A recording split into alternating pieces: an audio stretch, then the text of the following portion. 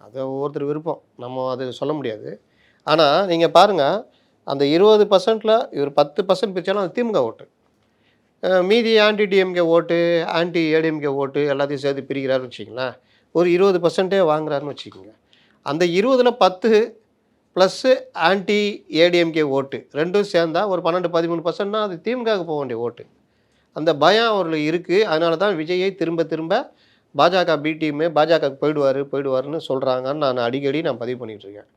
என் வாதத்திற்கு வலு சேர்க்கிற விதத்தில் அவர் கெஞ்சி கூத்தாடி ஒரு வீடியோ இது போடுறாரு செந்திலு. அப்ப நம்ம அத வரவேற்று தானே போடணும். "பார்த்தீங்களா, பார்த்தீங்களா எப்படி பயப்படுறாங்க பாருங்க" அப்படின்னு. அதுக்கு தான் அந்த இது போட்டேன். அதனால விஜய்க்கு அந்த இது போயிடுமோன்ற பயம் இவர்கள்ட்ட இருக்கு. திமுகட்ட கண்டிப்பா இருக்கு. ஆனா, இன்னொரு பயம் விஜய் நம்ம பிஜேபி டீம் சொல்றோம் என்டிஏ கிட்ட போயிட்டாருன்னா அப்படின்னா, என்டிஏ கிட்ட போனாலும் இவங்களுக்கு சிக்கல். "இருதலை கொல்லி எறும்பு போலன்னுவாங்கல்ல" அது மாரி தனியா நின்னாலும் நம்ம ஓட்ட பிரிப்பாரு. சரி சிறுபான்மை மக்கள ஓட்ட பாதுகாக்கலாம். இவரு பிஜேபி பக்கம் தள்றதுக்கான வேலை ஏதாவது பண்ணலான்னா, பிஜேபி பக்கம் போனா இவருக்கு விழுற ஓட்டு எல்லாமே என்டிஏ கூட்டணி விழுந்துச்சுன்னா, அப்பவும் நமக்கு தான் அடி.